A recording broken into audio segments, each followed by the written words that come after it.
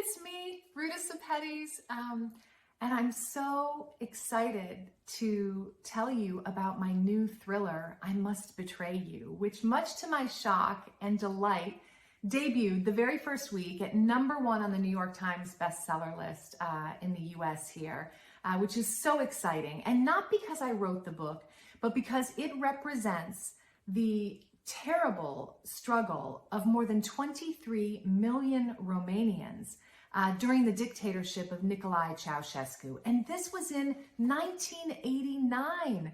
This is recent history. Yes, history, but recent history. And I was inspired to write the book when I was on tour in Romania, and I was in Bucharest sitting with my publisher and my interpreter. And someone at an event had asked if I would ever consider writing about Romanian history. And I asked the interpreter, what do you think of that? And she said, hang on a second. And she reached into the center of the table where there was an ashtray, and she turned it over. And I said, what are you doing? And she said, I'm looking for a listening device. And she said, Ruta, you have to understand, they were listening. They were always listening. I said, who was listening? She said, the blue-eyed boys. And this story of Romanian history under the dictator emerged, an dark world of forced obedience, an atmosphere of fear and constant surveillance, an atmosphere where people were recruited as informers so they could build no solidarity because the regime recruited 1 in every 6 people to be an informer for them.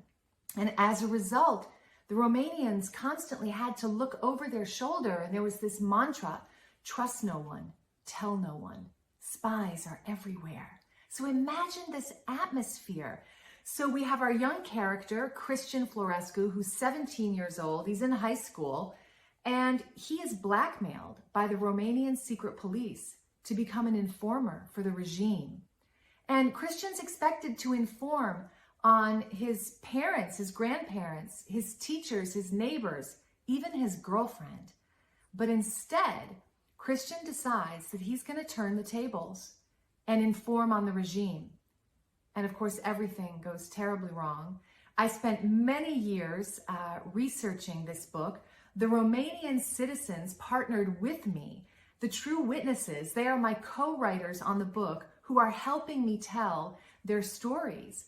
And as I was writing this and researching it, I was breathless. And what readers tell me is that they're breathless reading it. I would say in style, it's similar to my first novel, Between Shades of Grey, short sentences, short chapters, with a lot of energy and tension and atmosphere. And then, of course, all the hallmarks that I insist on, you know, the messages of finding hope through hardship and strength through struggle.